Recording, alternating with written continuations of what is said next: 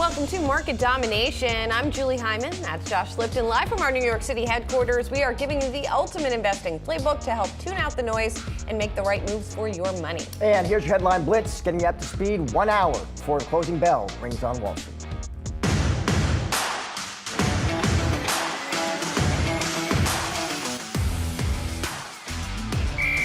We were expecting 4.1%. We got 4.3. Tomorrow, 4.2%. Anything hotter than that, then this market could take that leg lower, and then we could be talking about 50 basis points and a possible panic move by the Fed. It would be premature to assume that we have secured a soft landing. You still want to be able to have exposure in the portfolio to things that tend to do well during a steepening yield curve environment, a falling dollar environment, and that will protect in times of stress, given all of the news that we're still going to have through the rest of September. I would be a little skeptical about that. I think there's sort of normal time in the car business, and then there's Tesla time. They might hit it, but I think it's entirely likely that it could, slip into the second or even third quarter at least. FSD could be a difference maker for Tesla in China, and they also mentioned the European rollout as well. We got 1 hour to go until the market close. So let's take a look at the major averages here. We are seeing a mixed picture here today. So we got the Dow off by about 185 points. The S&P 500 down for the third straight session, off about 0.25%. And the Nasdaq is the outlier to the upside here, but it did sort of test the lows earlier in the session, but right now up about 1/3 of 1%. Also got to check on yields because we got more economic data today. A little bit of a decline in yields today, but not a huge move. But we did have some significant numbers on giving us more of a picture on jobs, although it's not necessarily a clear one. Yeah, I think maybe the markets are mixed because that economic data was kind of mixed. I mean, there was different puts and takes, Julie. On the one hand, you saw ISM services better than expected. Jobless claims, that was the lowest reading in nearly 2 months. On the other hand, ADP weaker than expected. Right, 99,000 jobs added. And, we talk a lot about tomorrow's jobs report, of course. And one of the things people watch is the correlation or lack thereof between ADP and the government, the BLS, Bureau of Labor Statistics jobs report that comes out tomorrow.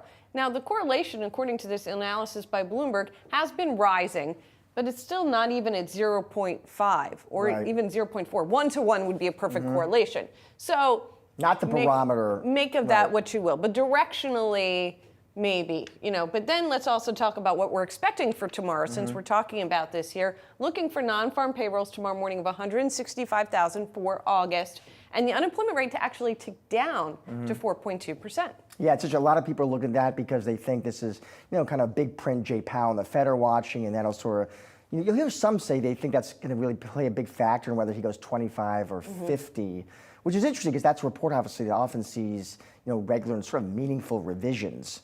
But certainly all eyes on that report tomorrow. Yeah, definitely. But directionally, that is something that still people are paying a lot of attention to. Something else we want to check in on today is what's going on in the commodity markets, because there have been some interesting moves in oil, which right now is barely higher, but did get a leg up earlier today. There were some reports that OPEC Plus had agreed to delay the production cut roll-off that it was planning for October. And so initially we saw an increase, and then oil sort of faded. It's interesting. So they postpone these plans to hike production. I just don't think that's enough to kind of offset the story in the oil market, which has been demand and just the weakness in China, and frankly, downbeat economic data again in the U.S. as well. All that adding exactly. Especially, and it's just a delay. They're not getting rid of the plan entirely. So at some point, perhaps it's still going to happen. So we're still watching. All right, well, for more on the latest market moves, let's welcome in now Amanda Agati, PNC Asset Management Group Chief Investment Officer. Amanda, it's good to see you. So we were just talking about this economic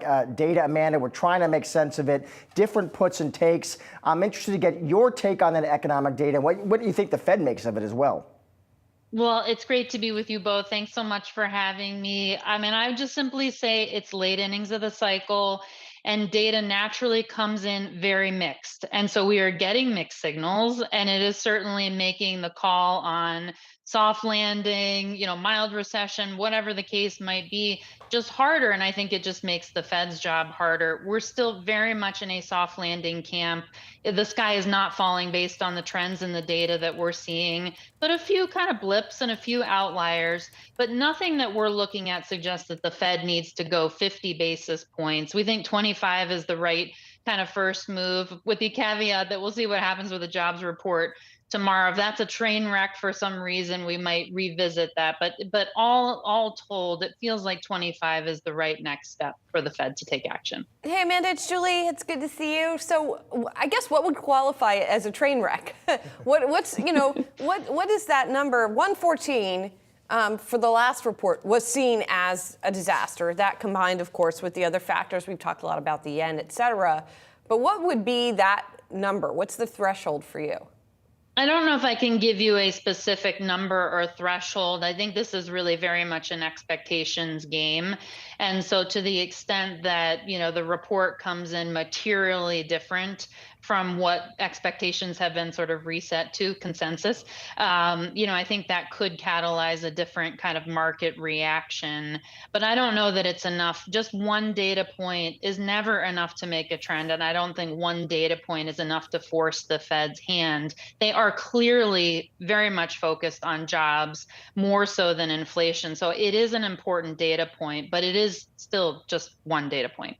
And Amanda, we can talk about the economic data points. I also want to get your take on earnings. Corporate profit growth, Amanda, what do you expect in the quarters ahead? So I would love to say that it's rosy and optimistic, because we're just exiting the earnings recession, coming out of Q2 earnings season. In Amanda math, that means positive earnings growth with or without the Magnificent Seven. And so it had been the first quarter in like the last 6 or 7 where we were still very much under the gun from an earnings recession perspective. Q3 is not looking so great. We've had some pretty significant negative revisions already. And, expectations for Q3 are kind of grinding to 2% or even 0. I don't mean to be overly bearish, but it's not particularly exciting given that equities are still very much priced to perfection. So it's definitely, we always say this, but I think Q3 earnings season is definitely going to be pivotal in terms of what the market rally looks like from here. So Amanda, you don't sound super bullish here. So what do you do with stocks? Well, we're not sitting on the sidelines. So that's why I said I don't want to sound overly bearish. I'm trying to be pretty realistic about late innings, slow growth environment, slowing earnings growth backdrop, a big election looming, potential for some major policy changes. This market is priced to perfection. And so there are pockets of opportunity. We're very much leaning into quality on both the equity and fixed income side of the equation. Not everything has rallied to the extent that the Magnificent Seven have. So there are pockets of opportunity. It's not a market where you want to sit on the sidelines with a ton of cash here, but it is hard to make really big tactical moves ahead of some of the key news items that I think are coming over the next few months. So don't sit on the sidelines, Amanda, but if you're in the market, you do what? It sounds like you're saying broad strokes, U.S., large, value. That's basically right. U.S. over international for the challenges that we have here at home. We continue to be by far the best house on the global block. So we definitely have a U.S. kind of home country bias, larger over smaller. I still think there's a lot of opportunity in small and mid, but it's early. And we haven't seen revisions there from an earnings backdrop turn a corner yet. So I think that's a tough one to get really engaged on at the moment, but it's coming. That opportunity is coming. On the fixed income side, very much investment grade, high grade, not leaning very far into below investment grade. Investors just aren't getting paid to take on that kind of risk at these spread levels. But again, with the Fed starting to take action in the shape of the yield curve, perhaps finally starting to normalize, that may create some more opportunities for investors as well. Amanda, we've got the first presidential debate coming up next week. We haven't been talking as much about the election and its effect on stocks lately, but what are you going to be listening for, and do you think there's any potential market impact? I'm not going to be listening for much of anything at all. Fair enough. I know that sounds like awful. It's not that I don't care at all, but I'm not convinced that one debate means anything at all from a market perspective. This market really is craving some clarity. And so you've definitely seen some movement in terms of whether Trump might be in the lead or Kamala and team might be taking the lead. So there's definitely some movement happening, but it's not clear in terms of what the path forward holds. And at the end of the day, the market cares much more about the makeup of control than it does who is sitting in the White House. And so we continue to believe that it's going to be a very divided control, kind of gridlocked Washington. And so that I think is much more important for the path forward for markets. Copy that. Thanks, Amanda. Appreciate it. Thank you. We're just getting started here in market domination. Coming up, oil prices in focus today as OPEC Plus agrees to delay its October oil output hike for 2 months. We're going to talk to an expert about the latest on the other side. Plus, at 3:30, it's the latest edition of our series, Goodbye or Goodbye. We're taking a deeper dive into 2 stocks to help you make the best moves for your portfolio. Stay tuned. Much more market domination still to come.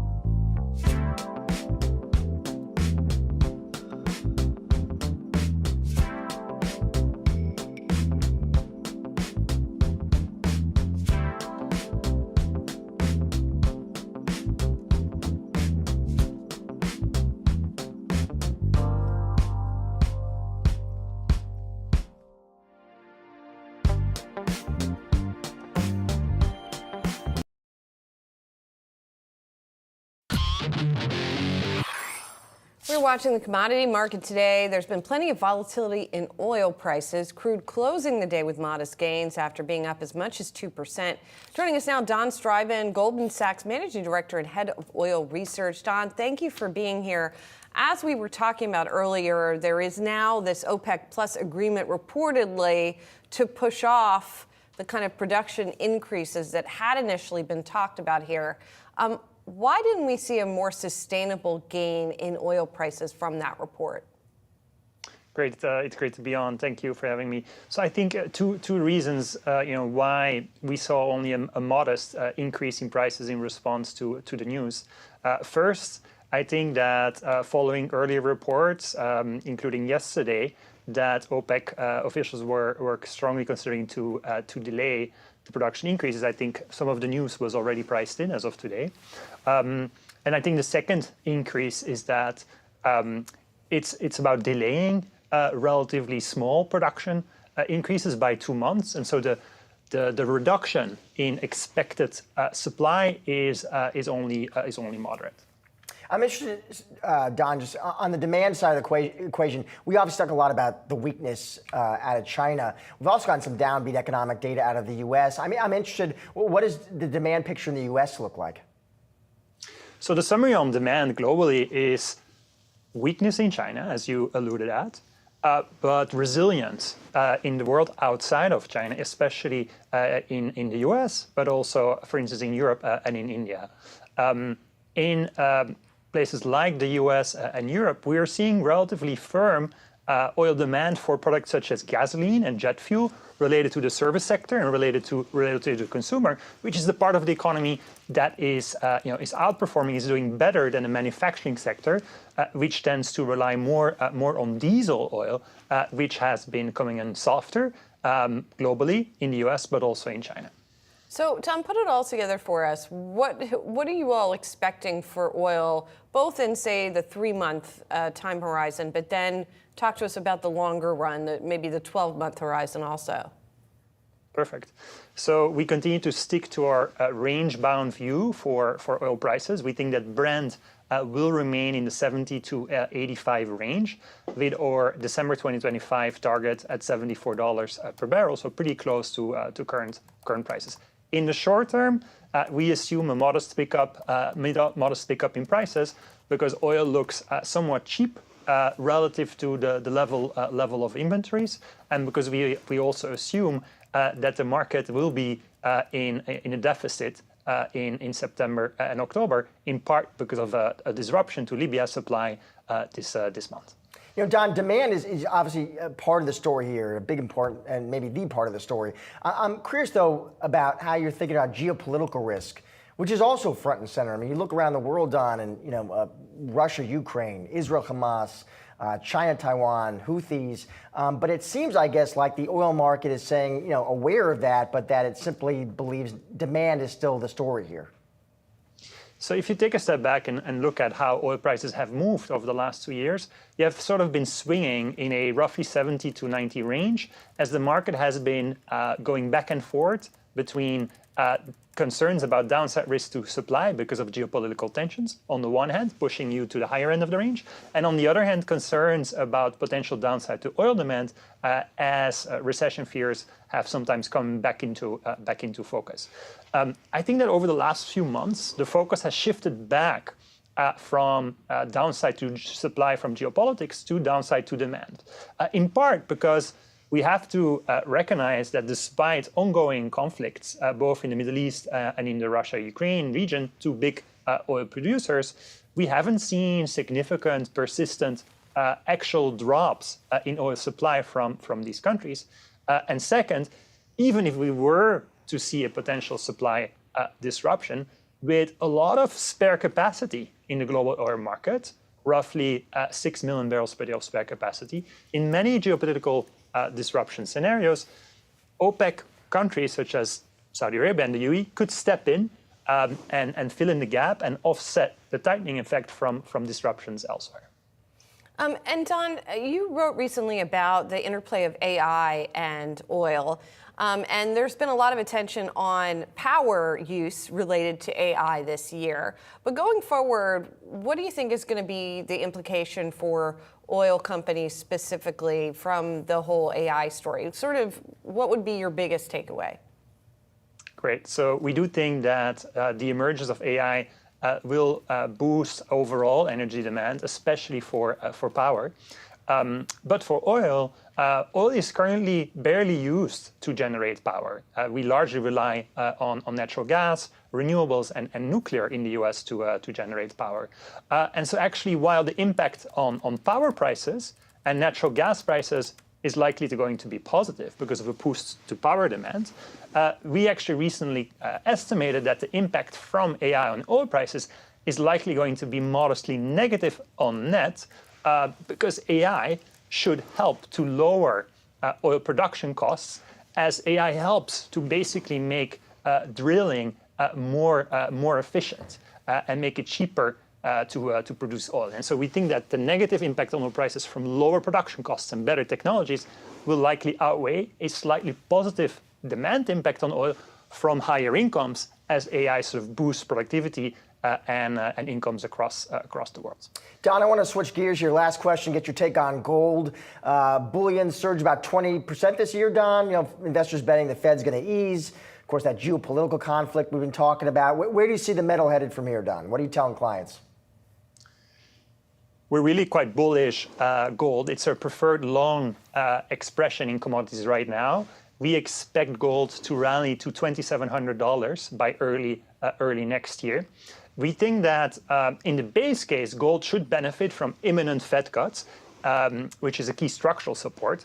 And structurally, we do think that emerging market central banks, since the invasion of Ukraine by Russia in 2022, are structurally going to buy more gold, as we've learned that their dollar reserves are not necessarily safe. So a base case with a lot of demand support pushing gold higher, but also in risk scenarios where you get geopolitical escalations, potentially a recession, gold would likely also perform very well. So it's a good investment both in the soft landing Goldman base case and in alternative downside scenarios as well. Win-win. Don, thanks so much for being here. Appreciate it. Thank you. Time now for some of the day's top trending tickers. We're watching Tesla. Those shares getting a lift after the EV giant announced its plans to launch full self-driving technology in China and Europe next year. Yahoo Finance's Prasad Brahmanian joining us now to discuss. So what is new in this news today? Yeah, I think it's really interesting move here in the stock because it seems a bit, I didn't think the reaction should be this high given what the news that we're hearing. So first of all, with China, they're saying in Q1 2025, FSD release pending regulatory approval, which we know is a big deal. That's not some easy thing to obtain. Plus, they were actually reportedly going to be launching this at the end of this year. So there's actually a mini pushback of that sort of milestone for FSD in China. In the EU, the same thing. Q1 2025 is when they expect it to come out. And the EU actually is a lot less behind the US in terms of that sort of having those products out there. They're very controlling about who can put out a self-driving product. Very hard to get those going. I was in Sweden a few months ago. There are no cars that are allowed to have any kind of FSD type of like level 2 or even below that type of system because they're just so adamant about safety there. So I'm a little bit kind of intrigued why this move happened, such a big move in the stock. I'm not sure if this warrants that, but it's definitely something to keep an eye on. Tesla trades not necessarily on reality, or should I say fundamentals. So that's what's kind of maybe going on here. Is it also, Praz, like if and when you have this robo-taxi fleet in service, ready to go? I mean, your guess is as good as mine when that is. I have 5 years, 10 years. But if you did have it, and if Beijing gave the regulatory approval, I'm saying the word if a lot, then China would, that would be the place to be, I would think. Yeah. I mean, beyond FSD, like robotaxis is a whole other thing, and definitely that China is way more willing to embrace technologies like robotaxis. There, they love that kind of thing in terms of what's cutting edge, what's the future like for mobility, more so than here where we want to drive our own cars. So yeah, definitely for sure. But also talk about robotaxis. There's no trials yet. Tesla has no trials, no areas, no geofence areas where their cars are operating. So that's sort of I think another pushback there. Question mark. Yeah. Yes. I was just on the West Coast and I had the chance to see Waymos in action in the wild for the first time. It's pretty cool. And I saw multiple Waymos around Los Angeles, so I was kind of surprised. But anyway, let's switch gears. We were talking about China, we're talking about EVs, so we got to talk about NIO, because those shares are up 13% after that company's second quarter results. Yeah, one of the top trending tickers on Yahoo Finance, NIO. Look, net loss narrowed here. That's good news here. Revenue doubled to around $2.46 billion US dollars. Vehicle deliveries also doubled in the quarter, and margins are better. So a nice, good mix there of things that investors want to hear for this company. You know, they operate in the higher end of the EV landscape in China and also in Europe. I saw, again in Sweden, I saw their showrooms there. Cars are very nice. At a premium luxury level, but also NIO is introducing a more mass market car in China, a cheaper EV to kind of address that market. So I think there's a little bit of bullishness there for NIO in that regard too. Yeah, and the stock has not done well this year. Right. All right, Braz, thank you. Appreciate it, buddy. Moving on, McKesson posting a disappointing second quarter forecast. The company's adjusted earnings per share outlook did miss Wall Street's expectations. You can see shares there down about 11% right now, Julie. So the drug distributor offers an adjusted EPS outlook for fiscal Q2. It does miss. They're saying now 670 to 7. Street was closer to 737. I did see analysts saying the Q2 color creates a steeper ramp, that the cadence, some were saying, for the course of the year makes the ramping of growth more challenging. Yeah, and it seems like in particular in its medical surgical business. So this is a distributor of all kinds of healthcare products, pharmaceuticals among them, other types of products. So it seems like the medical surgical, or med-surg as they call it, is tricky here. And the numbers are pretty well short of forecasts here, even though the companies still maintain its full year forecast. By the way, they made these comments, the company, at a Wells Fargo healthcare conference, and apparently there was quite a bit of news being made there. Yeah, other news as well. Other news that we're going to talk about right now. Zimmer Biomet, that company that's a maker of replacement hips and joints, shares under pressure after it disclosed a sales warning for 2024. Those shares down almost 9%, and it too made these comments at the Wells Fargo Healthcare Conference.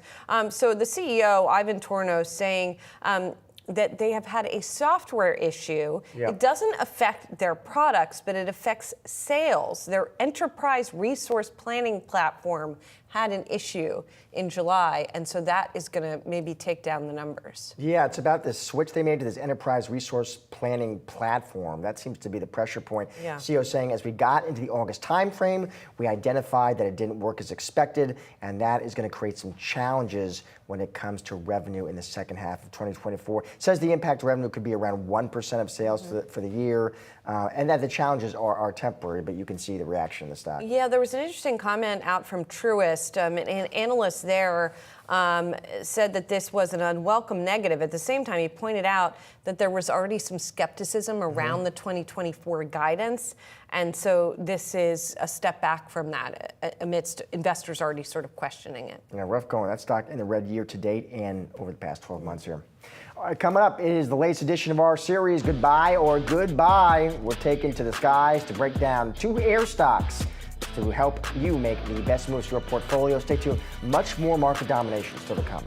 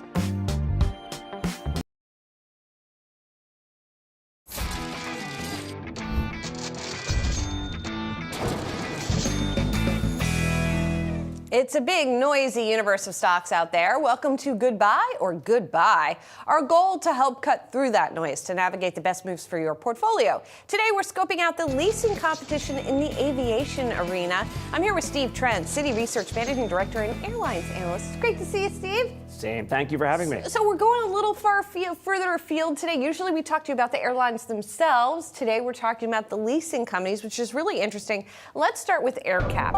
Now, this stock's already done pretty well over the past year. It's up by more than 50%. And I have to admit, I didn't know much about it. So I did a little research. This is a huge company in this space. In part, it has grown through acquisitions. So talk to us about why that is an advantage. Yeah, absolutely. So I think you said it very well. You have 22,000 commercial jets in service worldwide today. And AerCap by itself, a fleet of 2,500. And that's ignoring the managed fleet. So when we think about its growth, it's grown organically and it's grown through acquisitions. You had the GCAS acquisition back in November of 2021. Several years before that, you had the ILFC acquisition. You had some more before that.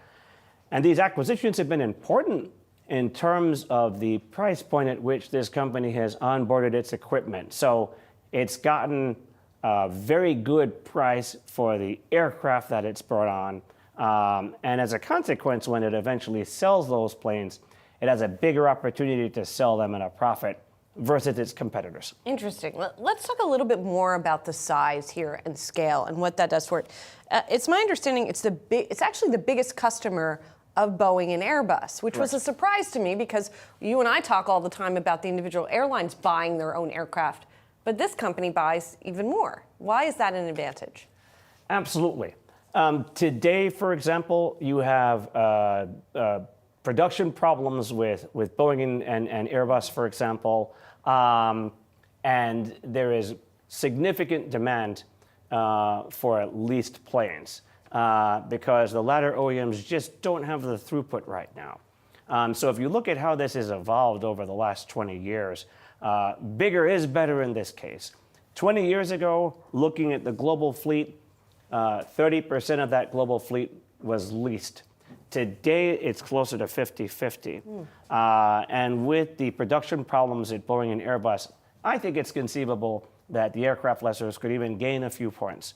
So when we look at that picture, given the very low delivery rates from the OEMs.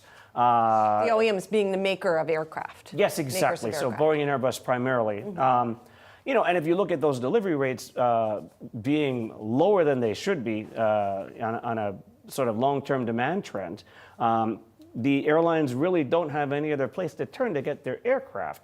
So why is being bigger better?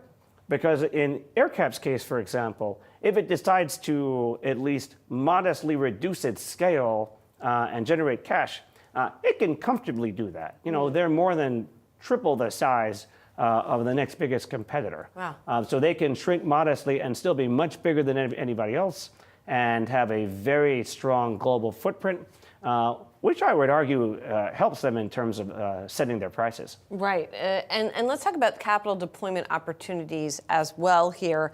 How are you thinking about that for this company? This is an interesting one. So the company has been very good in terms of its operating cash flow generation. You had an issue with all of the global aircraft lessors when the war started in Eastern Europe. A lot of these companies had their planes stuck and they couldn't reclaim their equipment.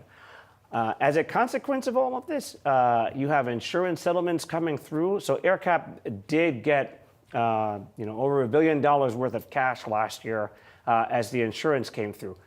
Why was that not as interesting as what we could see next year? The reason for that is GCAS, when they acquired GCAS using shares, and GCAS as the entity was offloading its AerCap shares. So the company would take advantage of the insurance proceeds.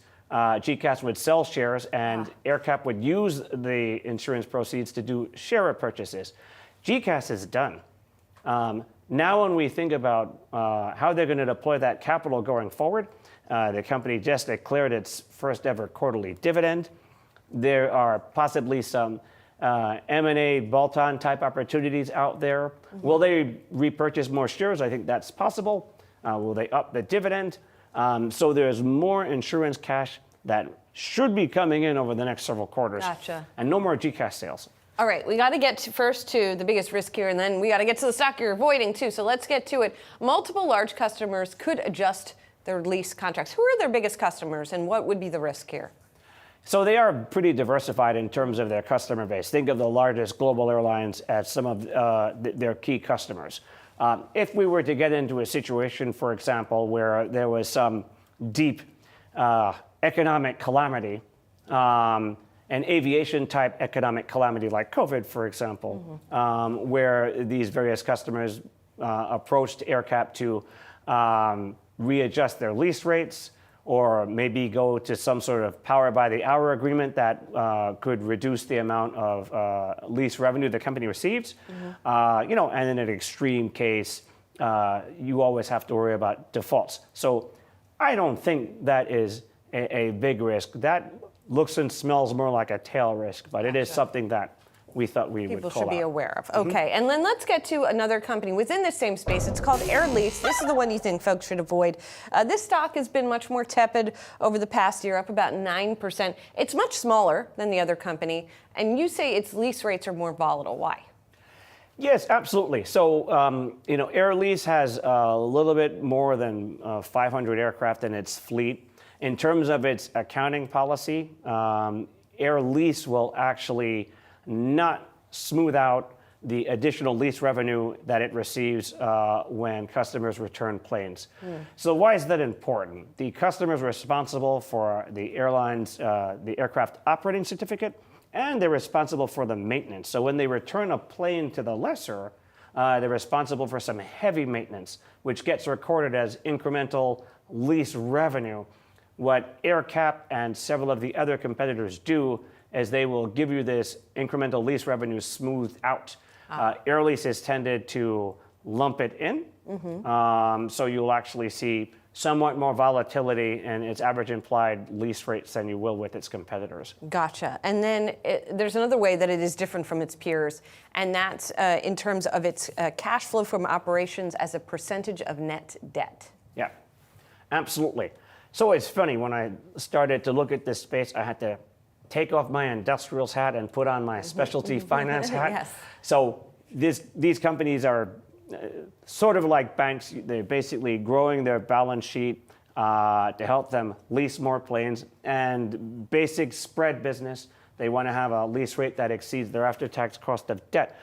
What you've seen with Air Lease, and I think this is at least partially related to them acquiring planes organically and not doing any M&A, the price point at which they've acquired their equipment has not been as attractive a proposition for them. So when we think about cash flow from operations to net debt on an annual basis, Air Lease is, on our numbers, running some 300 some odd basis points below AerCap.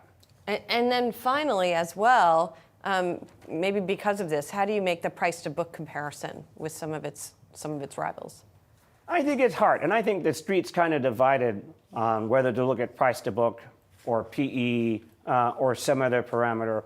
I would argue price to book is a little bit tougher to use in the company's instances, AerCap versus Air Lease. And part of the issue is AerCap has actually done a lot of acquisitions. It's used its shares as currency, for example, when it acquired GCAS. Air Lease has not done any acquisitions like that. So when we think about book value, I think the street has to make a lot of adjustments on each side of the fence in order for them to be comparable.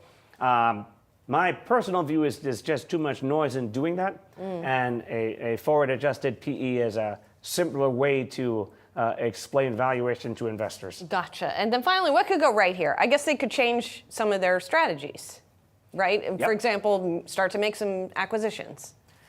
Definitely. And they are the third largest global aircraft lessor, so by no means are they small. They are also a very large company. I think there could be opportunistic acquisitions for them if they chose to go that way, which at this juncture it doesn't seem that they will.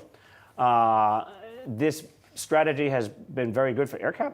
You know, in terms of the spreads, there's a lag effect in aircraft lease rates. So the lease revenue we see today are contracts that were signed a couple of years ago in some instances at the height of COVID.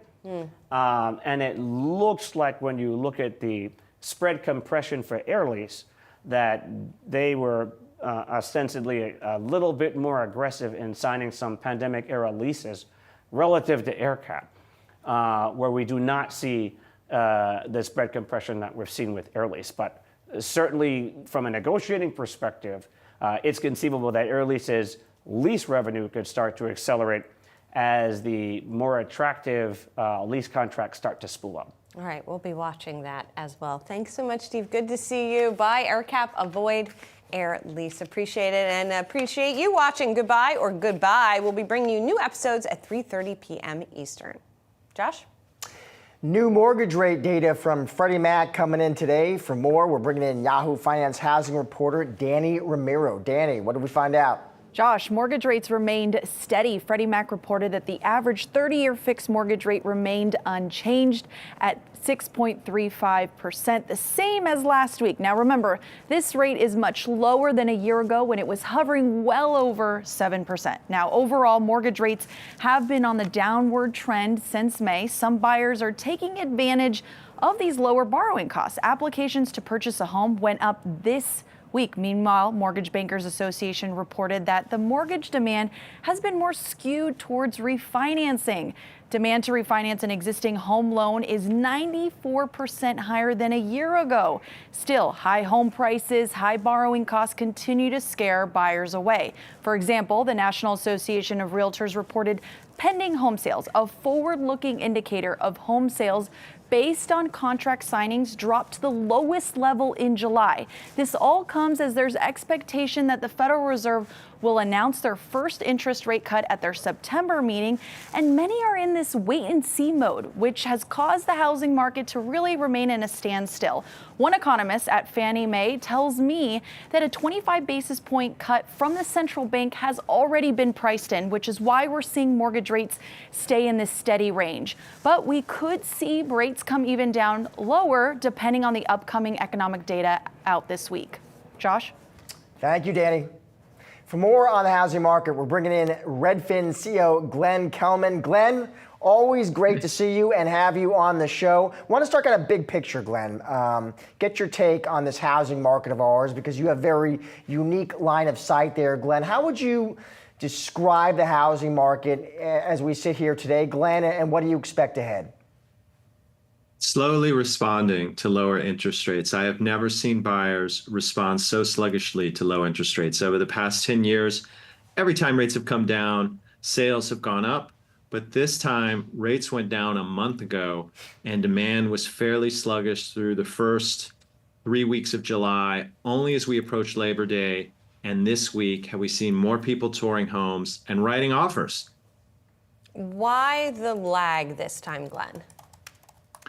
Well, I think it's some of what you already discussed, that people are still waiting to see what the Fed is going to do. There's a consumer perception that when the Fed lowers rates, mortgage interest rates will drop further. But mortgages have already priced in at least a quarter point cut. And if that is all that we get, we might actually see mortgage rates increase. Whereas if we get a 50 basis point cut, rates will drop further. So I think everyone has been holding his breath about that. And there is still a shortage of listings. So people complain about how much there is to buy. There's been a little bit of a pileup in the market where some homes aren't selling, and so you have some stale inventory. But we just got rate relief fairly late in the season when most of the items on the shelf are fairly stale. And Glenn, as we sit here right now, so Mortgage News Daily tells me the 30-year fixed is at 6.35.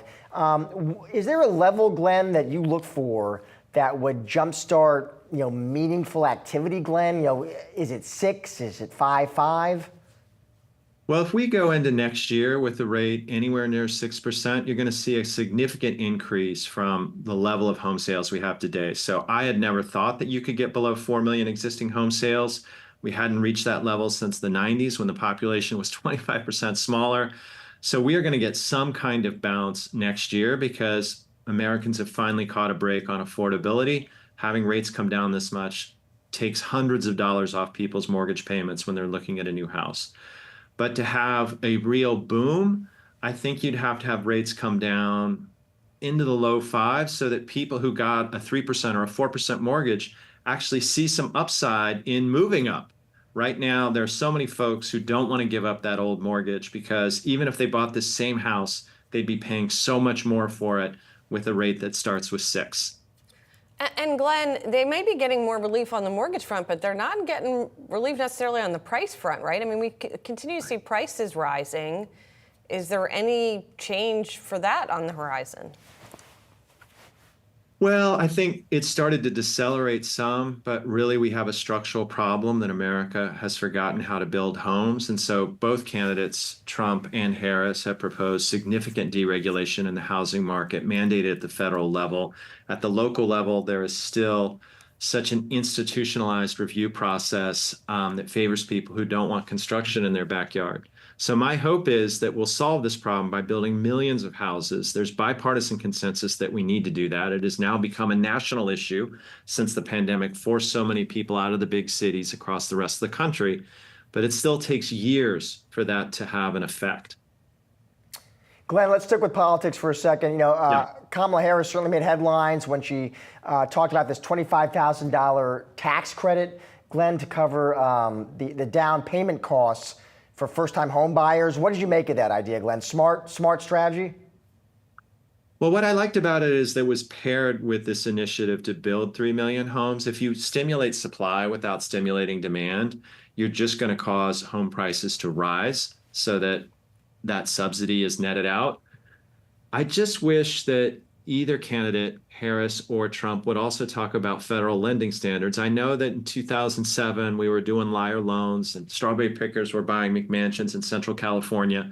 But still, we have made it so hard to get credit for affordable homes that builders have stopped building affordable homes. Almost all the construction is in the high end because that's where people can qualify for a loan. Or when it's at the low end, it's all for rent. But if you really wanted to make a big change the lending standards, and the supply would come through to match that. Glenn, always great to have you on the show. Thanks so much for joining us. Thanks for having me, Josh. Bye, everybody. Right. Coming up, Meta's AI smart glasses could be facing some top-tier competition. We're going to tell you about it when market domination returns.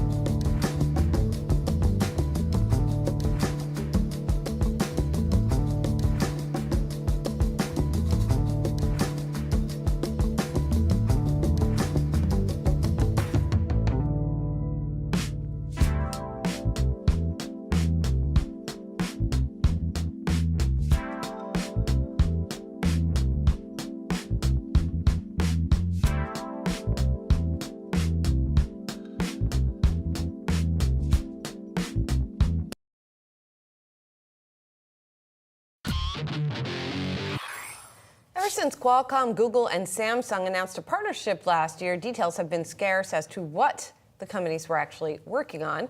That changed earlier today when Qualcomm CEO revealed in an interview the tech giants were collaborating on mixed reality glasses. Joining us now, Lance Olenoff, Tech Radar editor at large. Lance, I guess I'm trying to figure out how big a deal this is, right? I don't know. I'm still trying to figure out, in general, how big the market for these types of glasses is. So, well, I don't know. What do you think about this whole thing? I mean, look, the only market for these kinds of things seems to be smart glasses, right? It's been a struggle for any company selling full-blown headsets that either cut you off from reality or mixed reality. You know, Apple's Vision Pro, which is an incredible product, I don't think it's selling that well. We don't know for certain. Apple's not really telling us very much, but you know, I just don't think it's turned on the world in quite the way they expected. And you know, Meta's made a decent business of its Quest VR headsets, but they're relatively a niche product. Now, the Meta Ray-Ban smart glasses seem to be possibly taking off a little bit better, partly because guess what? They look just like glasses. Now we've been hearing about this partnership forever, it seems, and you know, it was hinted at the Samsung event in Paris. It was hinted at again at the Google Pixel event, and it's just they just keep hints. And even what you know, Qualcomm CEO said is little more than a hint, right? Oh, now we know it's glasses is not a headset, but no one really expected yet another headset. But the really interesting thing about what they're talking about now is they've shifted a little bit, right? It's always been about augmented reality. That's what the big thing was supposed to be. But you notice how we talked about AI. You know, the really exciting thing here is AI, because what good is seeing mixed reality if there isn't someone in your ear to tell you what you're looking at? What is this thing? So I think that's where the excitement is. That's where people are really interested. That's where they see the potential. You know, that's the weight of the entire, you know, technology world right now, AI. So, you know, it's a good marketing thing too. It's a good way of getting people interested in this product, which we of course have yet to see. And Lance, you know, obviously we have to wait for the product to hit the shelves. We would need you to give it a test drive, Lance, come back and review it for us. But I'm just curious, you know, what possibly could be, you know, the services, the features that would get you excited about such a device? You know, it's so hard. Okay, I remember Google Glass, right, which was sort of the first blush of kind of trying to combine information with the world in front of you, giving you directions, maybe quickly telling you who is this person you're looking at, but it looked ridiculous. We felt ridiculous wearing it. Now we maybe have glasses. So they've got to be able to do, you know, one, it's got to be excellent looking. Two, the display technology has to be perfect. So when it's not on, you don't notice it. But when it is on, it works in such a way that it actually overlays the world in front of you. You see 6 people, you see them all outlined, you see names floating over them. That's what I want. Now, the power, the chip technology, Qualcomm's chip technology, the AR2 Gen 1 chips that they've got in there, theoretically they have enough power, but keep in mind, and this is something that Qualcomm CEO said, that most of the power, the real processing power, happens on the phone, right? That's how they keep these things small. So, you know, in order to do this magic of being able to identify things you see, translate words for you on the fly if someone's talking to another language, all those things, that processing power really still can't fit on the glasses if you don't want them to look really big and really large, and also have to have really big batteries just to function. Well, and Lance, does that model make the most sense to you? In other words, linking them with a phone, is that what we're going to see, not just from this product, which again we haven't seen yet, but is that sort of what we might see from the next wave of products? Yeah, I think that's really, everybody's realized that this is the shortest distance between 2 points, right? They know that they want to get these smart glasses on people's heads. You know, they want them to buy them, and no one will buy anything that looks ridiculous. No one will buy anything that is insanely expensive. You know, look at the Vision Pro. It's so costly that no one is buying it comparatively. So they want to make it cheap enough and effective enough and good looking enough for it to work. And smart glasses seems to be the way to do it. But again, you know, it's about utility. How much use will we get out of these things? A lot of us wear glasses. I wear glasses. Do I feel the need for that kind of information in front of me. I remember struggling to really find a good use for Google Glass. After a while, I just didn't know why I was wearing it. So, what is going to be the killer app of these glasses? And I don't quite know what that is yet. All right, maybe we'll find out together. Lance, great to have you on the show. Thanks for joining us. It's a pleasure. And while wrapping up today's market domination, don't go anywhere. We've got you covered with all the action following the closing bell. Stay tuned for Market Domination Overtime.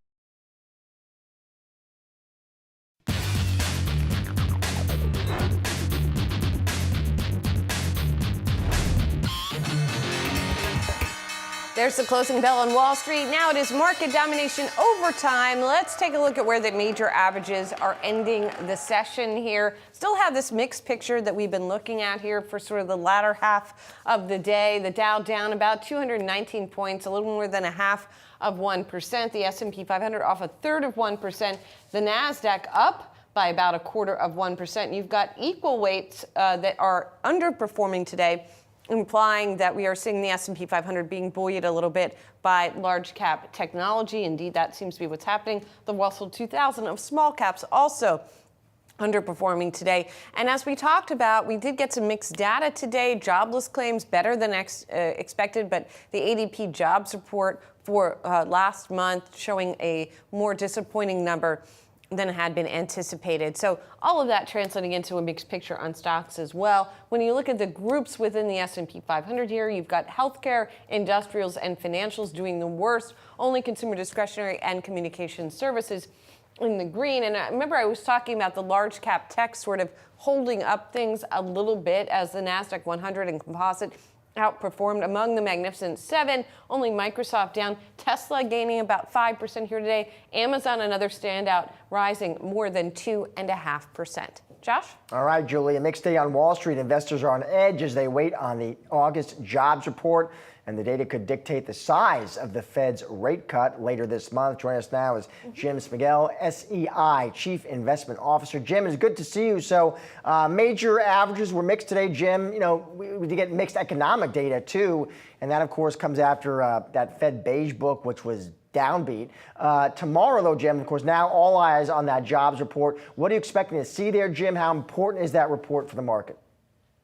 Yeah, hi, Josh. Thanks for having me. I think you're right. All eyes for sure on this report. I can't really remember the last time that I would be able to say that I do think a single economic release can actually influence policy. And I think that's where we are with tomorrow's report. If we come in with a 170 print or higher, we're probably going to get 25 basis points. We come in with anything in the 140s or below, I think you get 50. I think that's how close it is. And it's unusual, but there's an awful lot. There's 25 basis points riding on this report tomorrow.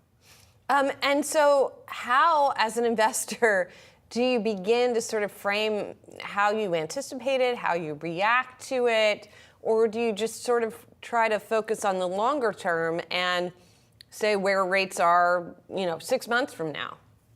Yeah, that's right, Julie. You try to look right by it, because the reality is if we look out 12 months, or even if we look to the end of the year, let's look at it that way. We have 3 meetings between now and the end of 2024, and we have over 100 basis points of cuts priced in.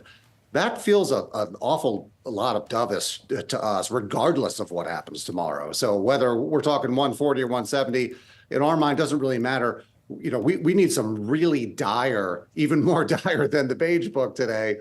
We need some really dire economic numbers in our minds to get 100 basis points. So kind of our view is that we're probably going to underperform market expectations, whether or not we get 50 in September or 25. Jim, let's switch to earnings. We've got a name coming up here shortly. Broadcom will be reporting results. And obviously, Jim, that stock has enjoyed a nice move, in part because investors have seen it as a smart way to play the AI trend. At the same time, Jim, clearly, in that earnings season, we saw some new questions and skepticism about that AI trade. How are you as a strategist thinking about that, Jim? Yeah, it's a great point, and it kind of echoes what we're talking about here with these important single economic releases. It wasn't that long ago where everybody was huddled around waiting for NVIDIA to release. So you're exactly right. It has been a relatively strong earnings report. Even NVIDIA, hard to call that anything other than a very, very positive report, but it's all relative to expectations. And I think the win coming out of the sales of the AI trade at this point in our minds is just the length of time that this is going to take to have these applications actually be somewhat meaningful to the broader economy. Our view remains the same. We do think, particularly if you're a passive investor in U.S. large cap, you're taking on a lot more idiosyncratic risk now than you have been in the past. And we are looking for that kind of broadening out, for that rotation to continue. So we like things more along the lines of equal weights and active management with a little bit more of a value bent. And what does value look like right now, Jim? Value looks like financials. And another big topic which we haven't touched on is we have a positively sloped yield curve for the first time in 2 years. I feel like we should be going out and celebrating that. At this point, we have a whopping 8 basis points between 2s and 10s. That's a positive for financials. We have also, loans haven't really been overly active for big money center banks. We feel that that's going to be kind of coming back into the market. We had a lot of issuance in corporate debt over the last number of weeks, which was very, very well received. And another theme that credit markets are really taking all this in stride. So from a value perspective, that means financials, that means money center banks, that means a little bit of materials, and even some industrials. Jim, Trump speaking today at the Economic Club of New York. I'm just curious, election front and center, about 2 months out. What kind of questions are you getting from clients about that, Jim? Just starting right now, Josh. Interestingly, I think a lot of this news, particularly what's going to be going on tomorrow, has really been front and center, and the election has taken a little bit of a backseat. But of course, as we get closer, that is going to be more front and center. You know, our message as actually to the investors has been kind of focusing on where do these both of these parties actually agree? And you know, both of them are fairly protectionist, and everybody still wants to spend like a drunken sailor, depending on how you're going to get to that spending, whether it's on tax cuts or whether it's just on outright spending itself. So that keeps us kind of focusing on the levels of debt, the potential to have a little bit of an upward trend in longer term interest rates, despite the fact that the Fed is cutting. So that keeps us and keeps our investors a little bit cautious on longer term yields. That's kind of been the focus of our election talk. And are you also focusing at all on, you know, things like corporate tax rates, or is that something that is sort of beyond the election when we actually know what the composition, for example, of Congress will be? That's the big part. Is it's like, you know, what do markets like? Markets like divided government, and markets like divided government for exactly those points, which is when we start talking about these campaign-led kind of visions of taxing things like unrealized capital gains, increases in the capital gains rate, it really does all come down to not just who's in the White House, but of course, what is the makeup of Congress. So we are trying to have our investors just try to be patient, not get too caught up in what are essentially just kind of campaign promises, and in many cases campaign trial balloons that are just being floated out there. There's a long way to go and a lot of road to cover before any of these things actually make it into the tax code. Indeed. Jim, thanks so much. Appreciate it. Thank you. Well, speaking of which, former President Donald Trump unveiling a new batch of economic policy proposals today, including an idea from one of his fellow billionaires. Take a look. At the suggestion of Elon Musk, who has given me his complete and total endorsement. That's nice. Smart guy. He knows what he's doing. He knows what he's doing. It's very, very much appreciated. I will create a government efficiency commission tasked with conducting a complete financial and performance audit of the entire federal government and making recommendations for drastic reforms. We need to do it. Can't go on the way we are now. Joining us now, Yahoo Finance's Rick Newman. Rick, I'm envisioning Elon Musk walking into U.S. government buildings holding a sink, just like he did when he took over Twitter, and then like get rid of it all. What percentage of staff did he end up cutting from Twitter? I don't know, half of it or something. At least like half of it. Got rid of the San Francisco office. Made it borderline dysfunctional. Is that what we're going to see? Took the technology and yanked the wires out of the wall. I mean, listen, all of this said, I think many Americans agree that government is bloated in various ways. Is this the answer? I think this is such a great idea to have Elon Musk reform the government that I think Kamala Harris should actually, even if she wins, she should appoint Elon Musk. Sure, come on in and fix it. As if nobody ever had this idea before. I mean, you might want to read the other 4,999 how to fix the government reports that are already sitting there on shelves. I mean, Bill Clinton had RIGO, Reinventing Government. There was a thing under Obama called Simpson-Bowles, or maybe it was Bowles-Simpson. Every think tank in Washington, D.C. has its own. And guess what? I mean, bloat and malfeasance is a feature, not a bug, of the U.S. government. You know, one of the reasons nobody ever cuts a cabinet department is because every cabinet department represents a jurisdiction for some committee or subcommittee in Congress that represents a budget for the members on that committee, and that represents power.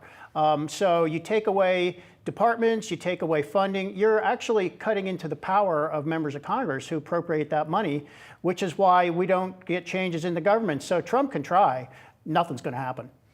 I'm curious, Rick, so Trump's speaking today at the Economic Club of New York and apparently talking about a 15% corporate tax rate for companies that make products solely in America. Do we have any more color on what exactly that means? Any details? That's it. All right. And how many companies are there that still solely make products in America? Solely make products in America? Was it solely? I believe that was it, wasn't it? I think they're... I mean, I don't know. I'm sure there are some. I mean, they're likely to be small companies by definition. Large companies are MNCs, multinational corporations, operate everywhere. So the Fortune 500, if that were an actual thing that went into effect, The Fortune 500, S&P 500 probably wouldn't get that tax rate. But you can imagine there are a lot of small companies. I mean, companies that are suppliers, family-run companies. There are a lot of companies like that have 50 to 500 employees. So that is kind of I guess that you would call that a small business, proposal. And he also said for every new regulation, he wants to retire 10 old regulations. I actually think that is not a bad idea. I think Biden should be doing. I think every president, if you're going to impose new regulations, get rid of the old ones from 1923 that really don't do anybody any good anymore. And the other thing Trump hinted at is that he may want even higher tariffs on imports than he has proposed up till now. So he started at 10% on everything and 60% on China. Then he went up to 20% on everything and 60% on China. And today he hinted that maybe he's going to come out with an even higher number. I mean, it's a terrible idea at 10%, so why not, make it twice as bad an idea at 20 or 3 times as bad at 30%? At the risk of sounding, maybe cynical, but I have an honest question for you. I mean, we're about 2 months out now.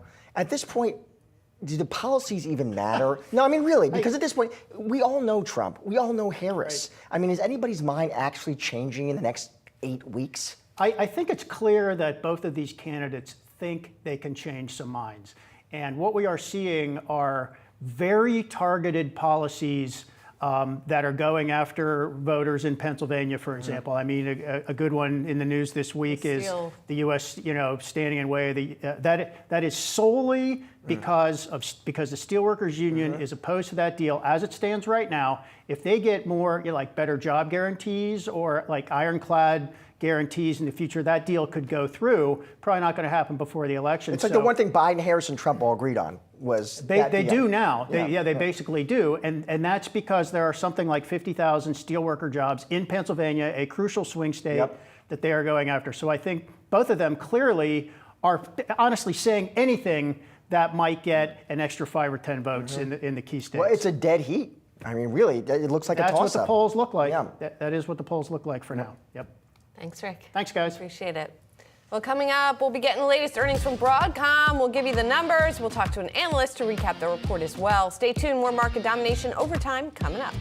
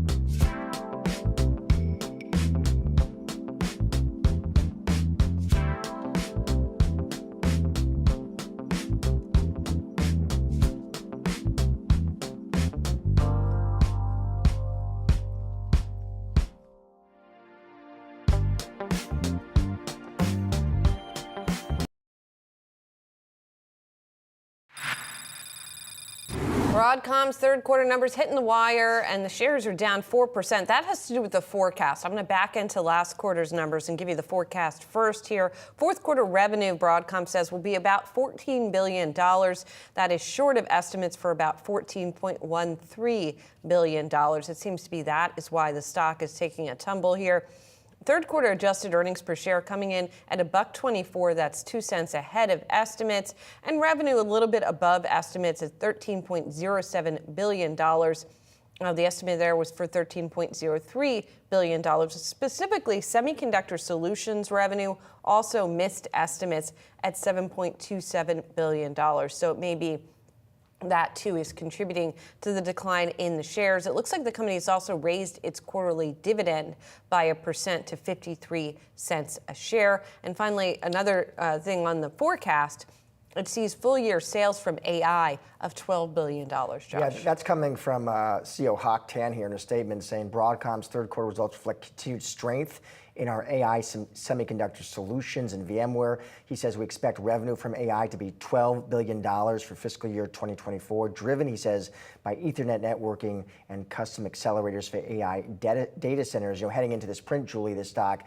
nice run. I mean, it was up about 35% this year. It was up about 75% over the past 12 months. And, you know, bulls, and we've had them on the show, there are a lot of them on this name. They like this C-suite. They like the business model and the margins, as Hock Tan has pivoted this company more to software. And of course, there's been plenty of analysts who think this has been a smart way to play that AI theme. Broadcom, in part, helps companies design custom chips for their AI initiatives. So that's been a big reason for the enthusiasm here, but at least initially here after hours, some disappointment. Yeah, and just to give a little bit of perspective on that $12 billion figure, the projected sales from analysts for the entire year is just over $51 billion. So $12 billion, a decent chunk of that, but definitely not even approaching half of full revenue for the full year. So just to take a look at that. So we'll keep watching those Broadcom shares, and we are also going to be bringing you reaction from an analyst in just a bit.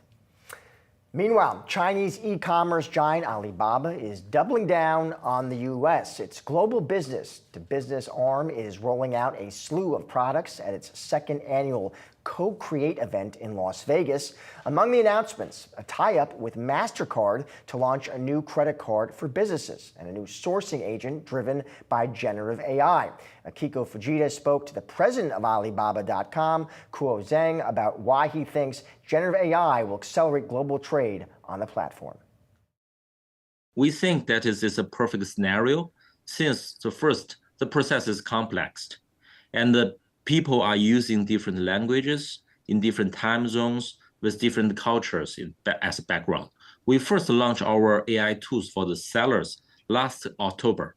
And now we have more than 20,000 of customers, seller side from China, and 10,000 customers outside China who's using these AI tools. And today we are announcing the tools for the buyer part. So we are providing a tool which is not a kind of traditional passive search engine. It's a kind of a conversational search engine. It will get you through. You can start from a scratch to describe about your ideas, or you can through a list of questions or even a quotation documentation to the engine. And the engine will get you through step by step. This partnership that you have with MasterCard, you're launching a credit card. Looking at the terms of that, certainly you can see the multiple use cases here. Obviously, increasing access to capital for the small, medium-sized enterprises that you serve. Also, though, pushing to the Alibaba.com platform as well. I mean, what opportunity do you see, particularly in the U.S. market, beyond what you already have? How significant is that growth opportunity? We want to launch new financing services. For example, give you a more kind of payment terms, like 30 days to 90 days. So you can manage your cash flow better. The second part is can give you 3% of a cashback if you pay it online. And after that, we are providing after sales services. Let's say if the product you receive have a defect, or not as described that you make before, then you can return the product to 4,700 different locations for free. So the ease of transaction, as you laid it out, but clearly there's an opportunity that you see here given the launch that's happening today. How big is that market for the U.S.? Is the U.S. for Alibaba right now? How much more growth do you see potentially? So currently U.S. is around 30 to 40% in total from the GMV or the transaction perspective. And that's only cover part of the business in daily basis. You think about the global trade is a $20 trillion US business. So now the penetration of the digital penetration is a single digit. So we believe there's a lot potential to growth if we lower the barrier and let more SMBs to come to this network. Alibaba.com, of course, just a part of the larger Alibaba company. Looking at your most recent earnings, certainly a slowdown in the economy back home in China, creating headwinds, particularly on the consumer-facing side of the business. The international arm, though, a bright spot for the company. I'm looking at international digital commerce. That was up more than 30% year on year. To what extent does the slowdown you're seeing in China increase the importance of the international arm, particularly B2B, for Alibaba as a whole? We have three major strategies. I think it's not only for this year, but also for the next 3 years. The first thing that we already mentioned is about technology, like the AI. So AI can lower the barrier for more buyers and suppliers to come in to do businesses with each other. And this is our mission to set up this business, to make it easy to do business anywhere. So we talked about that before. The second part is about to build the digital supply chain to make sure the buyers and sellers can trust each other, can pay easily to pay and deliver the product. The third part is we are helping the buyers to coping with supply chain disruptions. Especially we are introducing more and more global supplies into this network. So the supplies, including from the Europe, Southeast Asia, North America, and Mexico, Latin America as well. So these we can with the effort of this, the buyers are easily to select their partners, not only from China, but from all over the world. And these three strategies actually is driving our growth. Yeah, let's talk about what's playing out in the Chinese economy. Certainly a lot of our viewers very interested in, and you've got a good pulse on this, given that SMEs are a real driver in the Chinese economy, about 60% of GDP. You have conversations with these small and medium-sized businesses. How would you assess the health of those businesses? We speak with many of the manufacturers, with the suppliers in China. I think for this year, one thing is that more and more kind of suppliers would like to participate in the global trade. Take Yiwu and Guangzhou as example. So suppliers there, actually the new suppliers come to the marketplace actually is 30 to 40% of growth comparing for the last year. So which means that more and more suppliers would like to join this global trade. That push to export more, though, I mean, how much of that is a symptom of what's happening in the domestic market and wanting to seek out opportunities in more high growth areas? I think it's both. So previously, it's very hard for them to understand what's the real demand and how to kind of ship in time and how to collect the money. And then now with the help of digital, I think it's more and more easier for them to kind of lower the barrier and participate in the global trade. You talk about global cross-border trade. It's certainly fraught with risks, increasingly on the political side of things, globally. Here in the U.S., you've got the potential for the return of former President Trump, who has already talked about the possibility of 60% tariffs on all Chinese imports, starting at 60%, we should say. I mean, you're increasing your supplier base, but you've still got, roughly 90% in China? I mean, how big of an impact would this be for Alibaba.com, and how are you preparing for the possibility? So first of all, if we talk about the global trade, actually the fundamental rule is demand and supplies. So think from the U.S. buyer's perspective, it's the SMB, want to buy some stuff.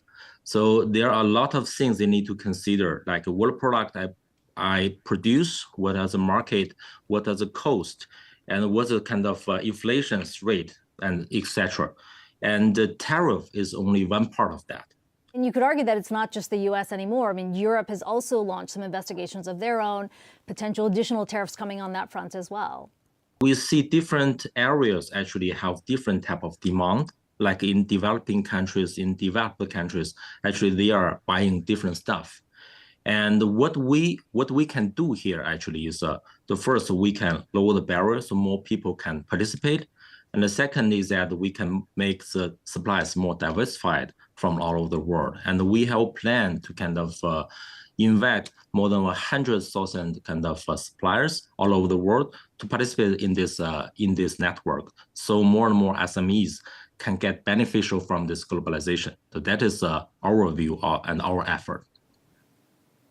That was the president of Alibaba.com, Kuo Zhang. The platform itself has roughly 40 million small and medium-sized businesses, 200,000 suppliers on board, connecting with each other. But as we said in the piece, it's still very heavily exposed to China. Now, Kuo Zhang says specifically that the company is looking to diversify their supplier base outside of China, including through M&A.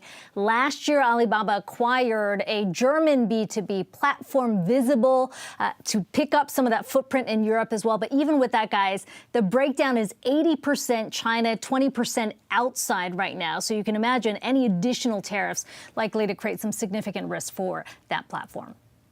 Great stuff. Thank you so much, Akiko. Time now for to watch Friday, September 6th, and starting off with, of course, the labor market. The monthly jobs report for August is coming out in the morning. Economists forecasting non-farm payrolls to increase by 165,000. It's coming after July's weaker than expected numbers signaled a significant cooling in the economy. Unemployment expected to tick down slightly to 4.2%, while hourly wages tick up to 0.3% month over month. Wall Street will be watching this report closely. The numbers giving us a clear picture of a potential rate cut in September from the Fed and whether the cut could be 25 or 50 basis points. And more from the Fed. We'll be getting some Fed commentary in the morning from New York Fed President John Williams and Fed Governor Christopher Waller. Investors will listen for any comments, of course, about the jobs report from those Fed officials and how they're thinking about the latest numbers ahead of the FOMC's next interest rate decision. We've heard a lot of people say, Josh, that it could be pivotal to see if it's a 50 basis point cut or 25. Pretty sure 25 were supersized. Maybe get more of a hint tomorrow. We'll see. All right, that'll do it for today's Market Domination Overtime. Be sure to come back tomorrow at 3 p.m. Eastern for all of your coverage leading up to and after the closing bell. But don't go anywhere. On the other side of the break, it's asking for a trend. Stay tuned.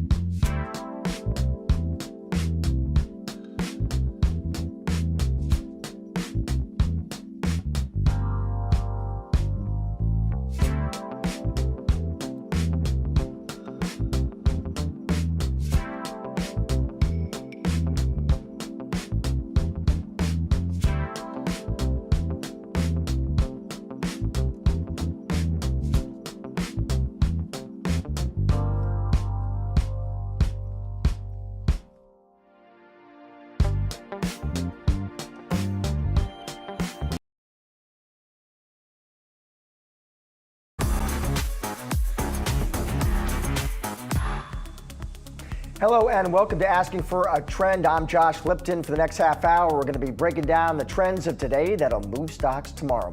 There's a lot to keep track of, so we're focusing on what you need to know to get ahead of the curve. Here's some of the trends we're going to be diving into. Another sign of the AI slowdown after Broadcom's fourth quarter revenue guidance missed expectations. That stock sliding after hours, even as third quarter results did top estimates. We're going to get analyst reaction straight ahead. Plus, markets are in wait-and-see mode as investors wait on that August jobs report. Stocks closing the day mixed, and we'll take a deeper dive into what tomorrow's data means for the Federal Reserve. And software softness. Zscaler shares have been on a roller coaster this week after earnings weighed on investor sentiment. Company CEO Jay Chaudhry joins me later in the program. Broadcom beating estimates on the top and bottom line, but reporting lackluster fourth quarter revenue guidance. Mizuho America's desk-based analyst Jordan Klein joins us now for more on Broadcom's latest quarter. Jordan, it's good to see you. So Broadcom reports the initial reaction here during the after hours, not great. We're down about almost 6%, but give us your take. What did you make of the print, Jordan?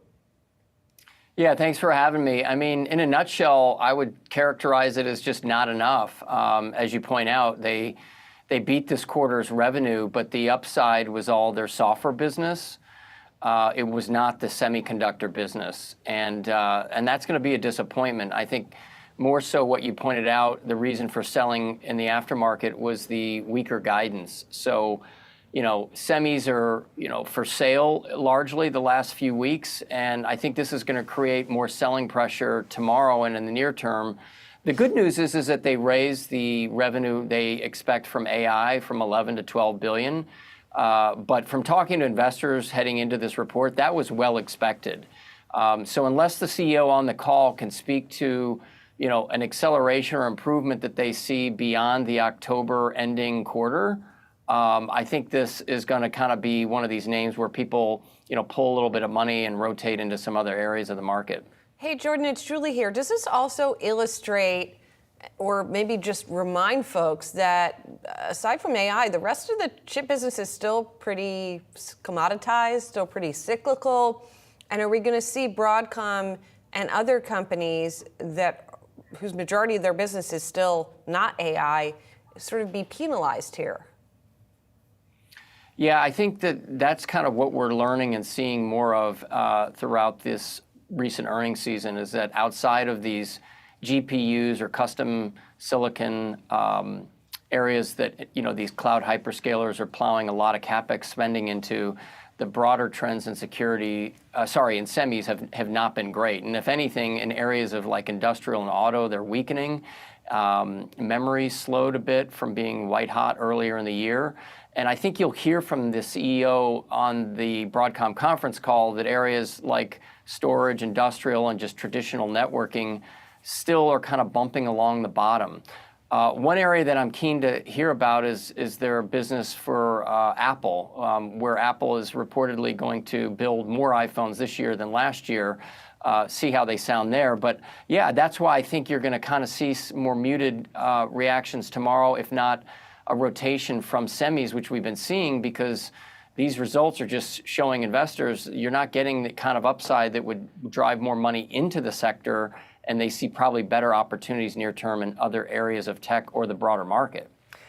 Jordan, there's a lot of bulls on this name in the street, and partially, they'll often come back their confidence in the C-suite here. I'm just curious to get your take on CEO Hock Tan, what you make of his leadership, his strategy, his execution, Jordan.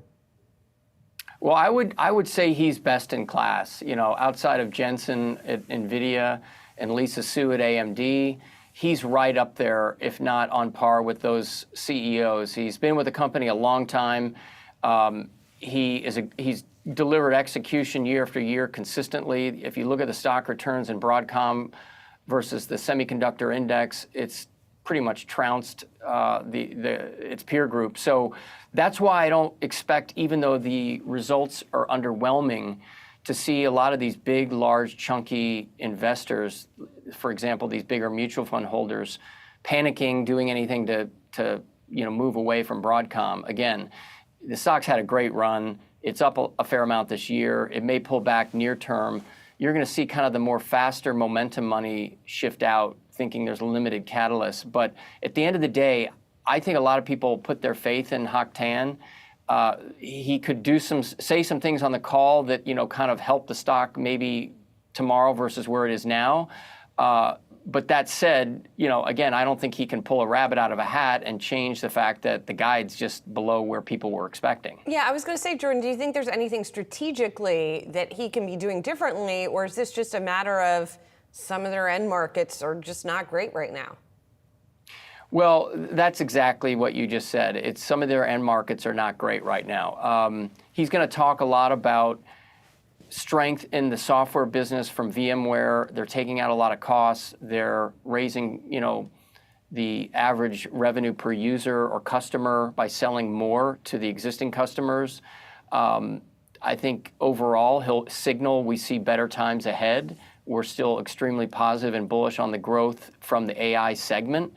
Investors kind of know that, expect that. I think he reaffirms that. That being said, there's one thing people are kind of hoping and waiting for. I don't think we'll hear it on the call, but he's going to get asked, and that's, do they have another large cloud hyperscale customer that they're going to build and design a chip for? And they've got 3 right now, and there's a lot of talk that they could win or get a 4th. And again, he doesn't really show his hands or his cards on a conference call for earnings. But if he signals anything like we're close to signing something or working with others and just be patient, then I think that investors would buy this weakness quickly. But outside of that, I think it's going to be kind of a modest pullback, at least near term. All right, this Broadcom call starts in about 20 minutes. We'll be listening. Jordan, thanks so much for being on the show. Appreciate it. You got it. Thank you. The Dow and S&P 500 continue the September slump on Thursday ahead of that pivotal August jobs report. And Yahoo Finance's very own Josh Schaefer joins us now with the trading day takeaways. Josh. Yeah, Josh, you said it right there. It's labor market week, and that's really what we've been bringing down all week, and I want to start there today. So on Thursday, we got the ADP private payroll data that came in at its weakest monthly print that we have seen since 2021. So you can see we've had 5 months now of this crawling down, if I get my pen going. When you zoom in here on the 2024 trend, and 99,000 jobs added for the private sector in August was the lowest since right where you're standing, Josh, that little blip that we had in January of 2021.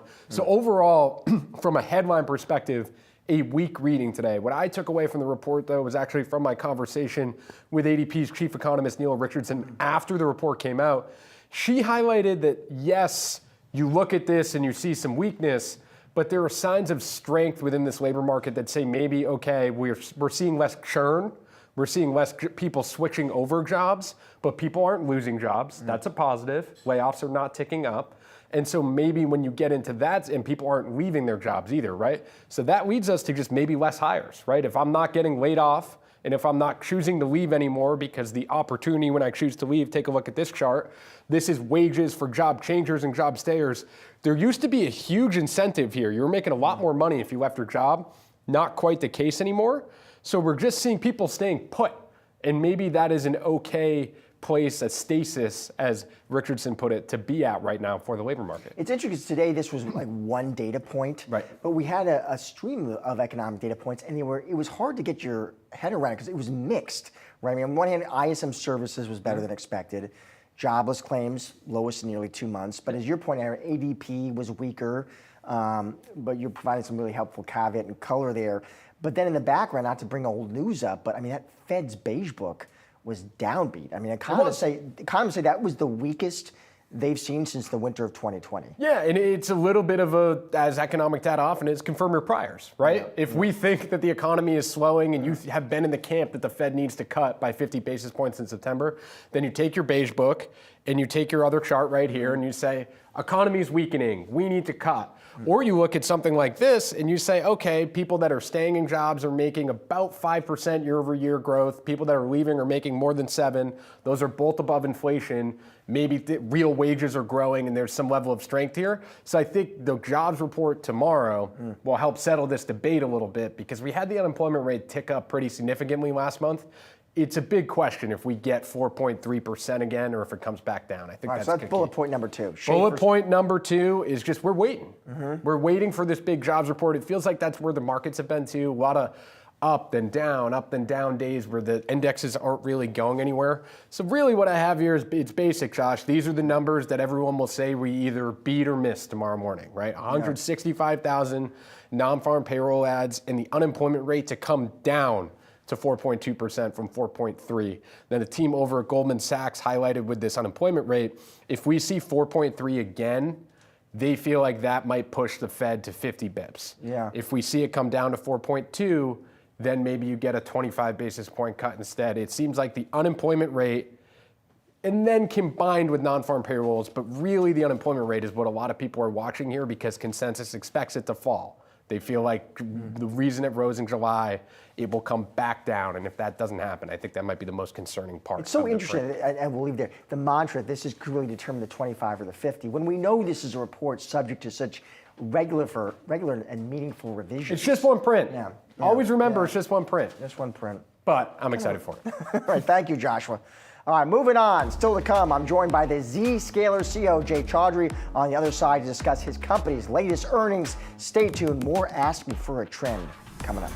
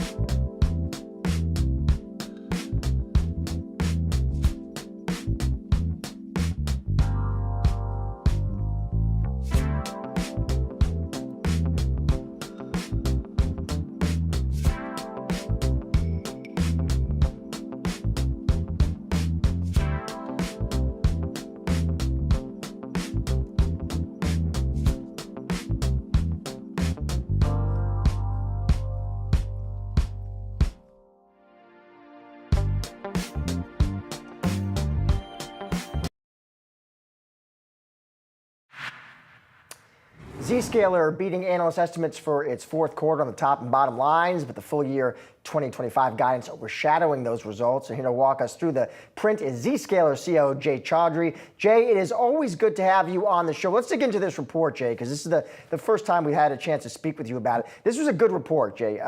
Listen, 30% revenue growth, 27% billings growth. I do know, Jay, some on the street, though, said that guide for 25 appeared disappointing. Their words, specifically billings. So walk us through that, Jay. What are you seeing in the business? Yeah. So Josh, it's good to be back on your show. Our numbers were very strong for Q4, as we said, across all metrics, top line, bottom line, cash flow, everything. In fact, we crossed $2.5 billion in annual recurring revenue, a big milestone for us. Our guidance for fiscal 25 is 19 to 20% year over year at a fairly large scale. So I think in general, investors expected that. What they got a disconnect was the growth in the first half for billing was lower because of historical reasons, because of some of the contracts we had from fiscal 23, which was a top period. The second half, billings growth is very good. The two combined together leads to 19 to 20%. So as I met with a lot of investors, we have cleared this confusion or disconnect. I think overall we are pleased with it, and I think investors understand it. We have a lot of opportunity in front of us. We're seeing good opportunity. In fact, we stated during the earnings was we expect to cross $3 billion in annual recurring revenue this year. So I guess you're going where I wanted to go, Jay, because, I guess bottom line for investors, Jay, you've been in tech a long time. You've seen a lot of cycles. Markets evolve, though. They change. Competition's intense. Is Zscaler, Jay, is it still bottom line the growth story that bulls believe it is? So Zscaler is the growth story. We believe in it, and we are investing for growth. If you think about three main areas for growth, the market needs better cyber. The firewalls and VPN-based solutions aren't working. Zscaler pioneered zero trust architecture, so customers want it. It's a big market. We pioneered zero trust architecture. We are the biggest brand that customers know. Over 35% of global 2,000 companies and 40% of Fortune 500 companies depend upon us. So yes, we are going through some of the sales organization changes where we're taking a step function. We're taking our sales organization to the next level where we can go from $2.5 billion to $5 billion plus beyond ARR. We have the products, we have great and happy customers, and I think we're well positioned to provide some great returns to our investors. Jay, let's talk about competition. There's Palo Alto. I recently spoke to Shlomo Kramer over at Cato Networks. I'm just interested, Jay, how you're seeing the competitive landscape right now and your place in it. We haven't seen a lot of change in the competitive landscape. Yes, there are a bunch of entrants. Those entrants are going after the lower end of the market because the large customers are very picky. They're very demanding, and we have established a sizable lead. When it comes to large enterprises, we do extremely well. In fact, some of these entrants who tried to go to large enterprises haven't fared well. So today, we are at 40% of Fortune 500 companies. In fact, in the last year, in fiscal 24, we doubled the number of large customers, which is G2K, as compared to fiscal 23. We expect to really do extremely well in the large enterprises where the newcomers, they come from old legacy architecture. Most of them are based on firewalls. Spinning firewalls in the cloud as a virtual machine is like taking your DVD players and spinning them up there and calling it Netflix. The architecture we have, the barrier to entry to come to what we need to do in a market that requires resilience, I think we are extremely well positioned. Jay, always love having you on the show. Thanks for making time for us. Josh, thank you. Enjoyed it. Stay tuned. More Ask for a Trend right on the other side.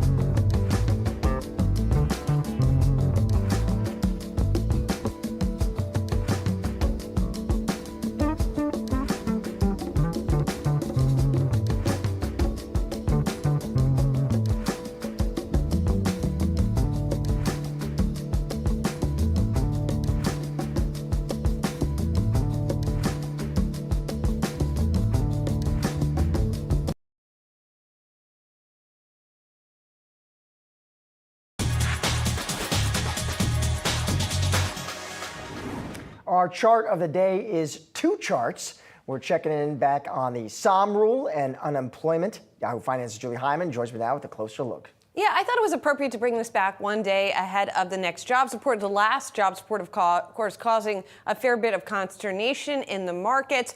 What economists are expecting tomorrow is for the unemployment rate to go back down to 4.2%. But we did get the so-called SOM rule or SOM indicator named for Claudia Somm triggered in the last jobs report. What does that mean? Just to refresh your memory, it's the 3-month moving average of unemployment.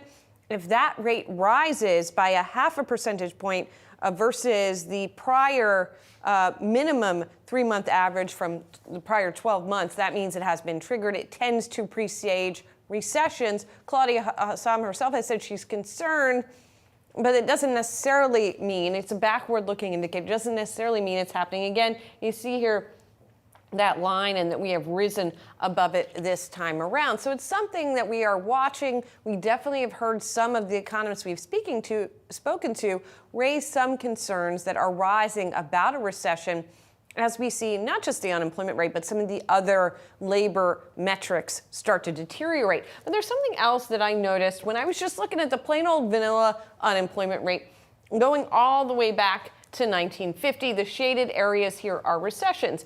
And the unemployment rate right now at 4.3% or perhaps at 4.2% tomorrow is much, much lower than at other periods where we have entered a recession. So even though we may enter a recession this time around, we would enter it at a stronger place from this particular labor metric perspective than we have tended to in the past. And perhaps if indeed these labor numbers tend to go down more in the next few months, or conversely, if the unemployment rate rises in the next few months, the conversation will switch from is there going to be a recession to what kind of recession will it be? Will it be a mild one, which this would seem to indicate, or is something more serious in the cards? Of course, I guess we're going to be data dependent, Josh, when we look at that. All right, thank you, Julie. Appreciate it. Now let's take a look at what's trending after hours. First up, UiPath moving higher after beating on Q2 earnings. The business automation platform also announcing a beat on sales and said it expects full-year revenue in the range of $1.42 to $1.43 billion, slightly above the street's estimates. The company also announcing a $500 million expansion of its stock buyback program. UiPath has beaten revenue estimates in every quarter over the past 2 years. Shares of DocuSign, meanwhile, check those out, rallying. The company beating second quarter consensus and boosting its guidance for the full year. Third quarter forecast for subscription revenue also exceeding analyst estimates. That's a wrap on today's Ask for a Trend. Be sure to come back tomorrow at 4:30 p.m. Eastern. Have a great night.